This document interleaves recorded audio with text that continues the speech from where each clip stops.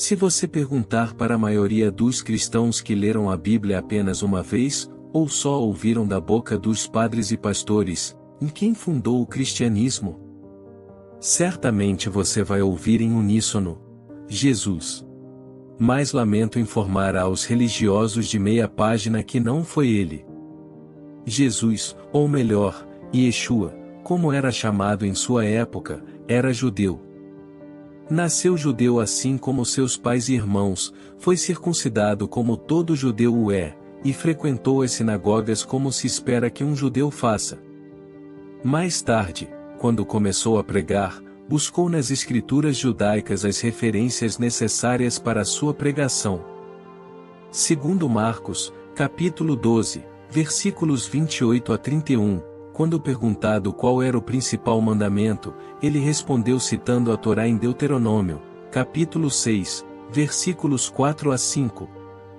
Amarás o Senhor teu Deus de todo o seu coração, com toda a tua alma, com todo o teu pensamento e com toda a tua força.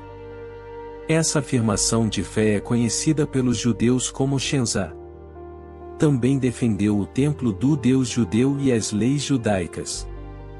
Segundo relatado em Mateus, capítulo 5, versículos 17 a 19, ele teria dito no famoso Sermão da Montanha: Não penseis que vim abolir a lei ou os profetas, não vim abolir, mas cumprir.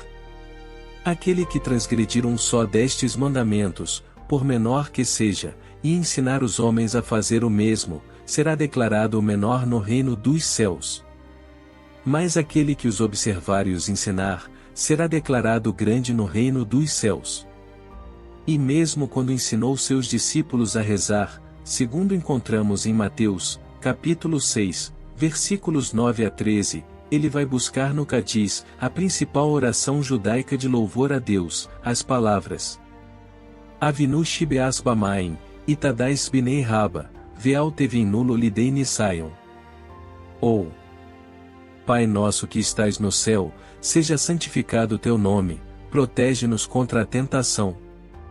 Portanto, segundo Yeshua, se você não foi circuncidado, não leu a Torá, não frequenta a sinagoga e não segue as leis mosaicas, você será Zé ninguém no reino dos céus.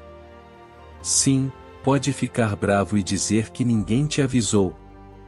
Você, que se considera um cristão seguidor dos ensinamentos de Jesus, vai passar apertado na hora de entrar no céu, segundo o próprio Jesus.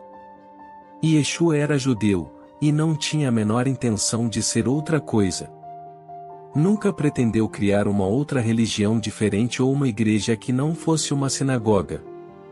Yeshua nunca quis pregar aos gentios, que somos nós, conforme podemos ler nos relatos de seu discípulo Mateus, capítulo 10, versículo 5. Jesus enviou os 12 com as seguintes instruções: e não se dirijam aos gentios, nem entrem em cidade alguma dos samaritanos. Ou em Mateus, capítulo 15, versículos 24 a 26. Ele respondeu: eu fui enviado apenas às ovelhas perdidas de Israel. As ovelhas de Israel, refere-se ao povo que descende de Abraão, ou seja, somente os judeus. Você não descende de Abraão, portanto, está fora do radar de Yeshua. Ora, se Yeshua não queria pregar aos gentios e não queria fundar uma outra religião, quem o fez? A resposta não é tão simples e direta como gostaríamos. As fontes de informação que dão pistas dos primeiros cristãos, não os classificavam como uma religião diferente da religião judaica, mas sim um tipo de variante do judaísmo, assim como existem nos dias de hoje cristãos católicos, ortodoxos, protestantes, evangélicos, etc. O ser humano sempre foi muito habilidoso em moldar o ambiente à sua volta às suas necessidades, portanto, em um determinado momento e por um motivo desconhecido, as leis judaicas, os ensinamentos dos profetas e as palavras de Yeshua, começaram a ser ajustadas para caber em uma nova realidade, de um povo carente de orientação espiritual. O primeiro judeu a fazer isso foi Saulo de Tarso. Saulo, nascido na cidade de Tarso, era um judeu ortodoxo de uma seita conhecida como fariseus. Os fariseus eram devotos fervorosos da Torá e foram eles que criaram as primeiras sinagogas antes do nascimento de Yeshua. Conhecidos pela sua retidão, em geral, eram eles que os romanos escolhiam para o serviço de cobrar os impostos que eram devidos ao império. Logo, os fariseus ganharam uma má fama junto a todo o povo, judeu ou não. Segundo relatos de Atos dos Apóstolos, Saulo perseguia os judeus rebeldes, dentre eles, aqueles que consideravam Yeshua um Mashiach, ou Messias. Mas a vida de Saulo teve uma reviravolta misteriosa em uma de suas viagens para a cidade de Damasco.